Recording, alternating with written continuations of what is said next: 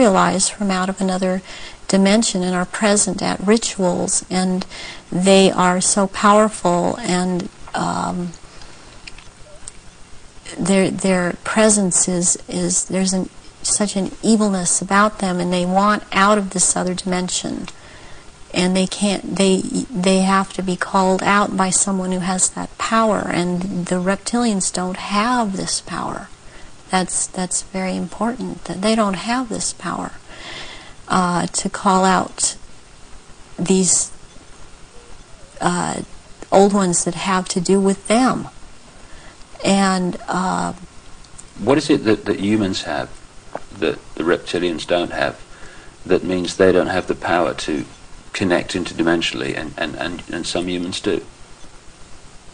We have the ability to foresee, to be able to become vibrationally higher, and see into those levels, go into those levels, and in fact, agencies use this. They call it remote viewing. Humans have the ability to go into the past, to go into the future, to go to other places, to astrally leave their body, astrally, and to see things that we've always had this ability, and it's like having the third eye, which they don't have. They don't have this ability. So during a ritual, these old ones are called out, and they are what Christianity would have called the demons. They are called out, and there is a circle that it has a hexagon in there, which is a powerful occultic symbol, and then there is a pentagram, and then there, in the middle of that, there is a triangle, and if you're the one calling them out, then you stand in the triangle so that you're not devoured or taken by these creatures that come out. That creates an energy field around you, which they can't penetrate. They can't penetrate it, and they cannot get outside the pentagram. And they want out. They're always demanding to be let out. And so you have to be very powerful to keep them in line and to make them go back when it is time for them to go back. Why do the reptilians want to manifest these quote demons at the rituals? It brings power to the rituals. It brings power to them. They are told things by these entities, and they are encouraged to go on with what they're doing, and knowledge is imparted to them through these entities. But it takes a person with the ability to bring them out and make them answer, because they don't want to cooperate. They have to cooperate when the right person has control over them. And that's to do with that person's energy and ability to use energy. Right, yes. You talked about the Aryan race coming from Mars. One expression of it seems to be very clearly what we call the Phoenicians. The Phoenicians had two deities, St. George, which became a British deity, who defeated the dragon, which seems incredibly symbolic, and also St. Michael, who, according to the legend, banished Satan, or this negative force, into the abyss. Is this symbolism of the abyss anything to do with the fact that these reptilian demons of another dimension are somehow locked in a time-space prison, and they can't get out, and they can only get out when they're brought out in that way? Yes, they want out of that dimension. They have been thrown into that dimension, and they can't leave that dimension. And that's actually what the abyss is about, is being in a different dimension. It's like something to do with the fourth dimension. And before I even knew, for example, what I was saying, or I realized what I was saying, I would be saying things to my therapist and other survivors that the fourth dimension was a dimension to stay away from. Not at that time understanding the whole thing. Why do these rituals take place at certain key times of the year and so often are related to the phases of the moon? Because the moon has an influence on this planet, and also the sun. These also take place during different things that go on with the sun, but the moon it's kind of a really very cyclical thing with the moon. And it takes place on full moons, new moons. It has to do with the current religion, or what they're using, the Druid religion that they've taken and used. They still hold on to the Egyptology type of religion. They hold on to the Druidism, though, and they're currently calling themselves Druidic or Druid.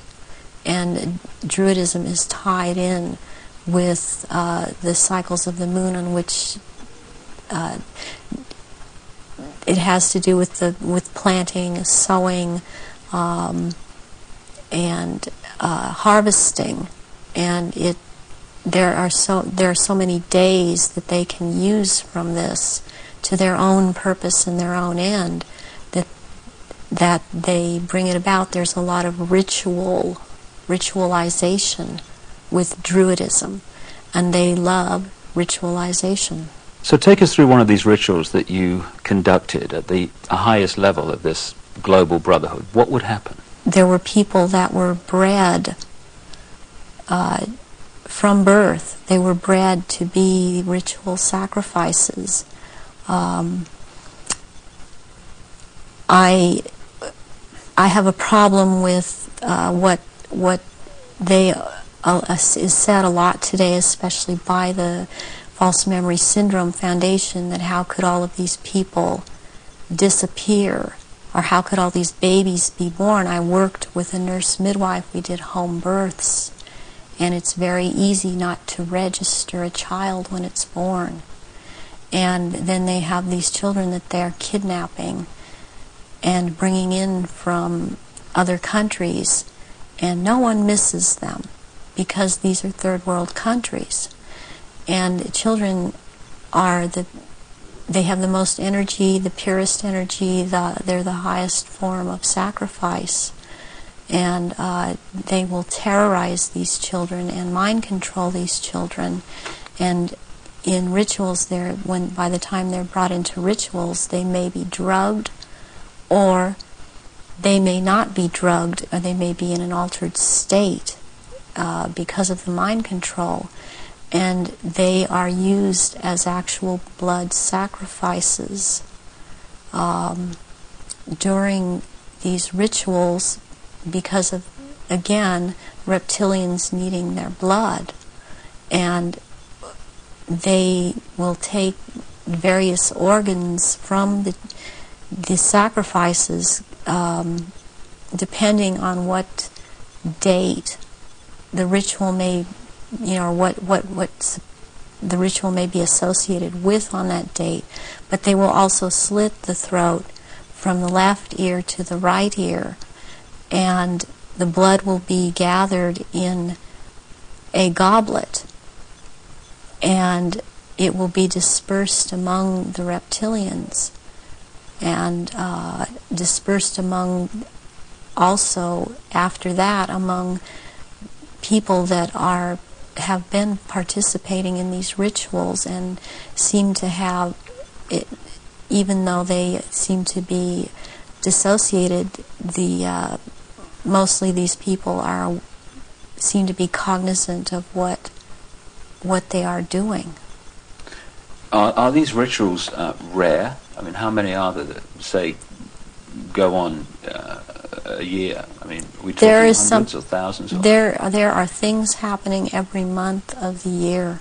There is not a month in this 12-month system that something is not happening.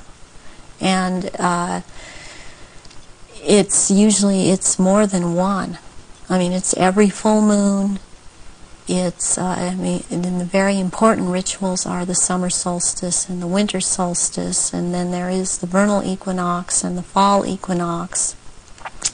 And there is Samhain, and there is Beltane, there is Imbolc in February, there is Lughnasadh, which is in the beginning of August. There's a whole week leading up to Beltane and also leading up to Samhain that's called Grand Climax. So May the 1st is Beltane. May the 1st is Beltane. Halloween, particularly in America, has become like a mini Christmas, almost like a holiday of celebration with a trick and treat and all this other stuff. But what actually happens outside the public arena that night of Halloween and into November the 1st? Away from the public arena, there's a ritual that's taking place in 6 different locations in this country for all of the councils of 13 in the area that I'm in. It is the East Side Christian Church on 7th and Temple Street in Long Beach. And it is for the High Council of 13. And in this country on that night, it is a satanic ritual. It's actually, there are 3 nights in a row at that church. The first night is Halloween. What happens on the night of Halloween? That night is about the worship and homage to Satan. And that is what a lot of people in this country know the devil to be. This is about the devil, Satan.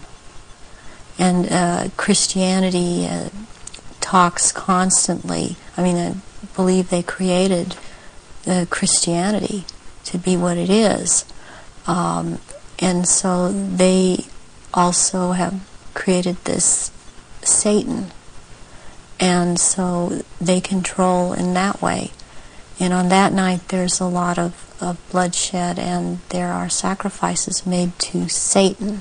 There is a person who plays the part of this in this High Council that has to do with this High Council. He's not on the High Council, but he has to do with playing the part of Satan.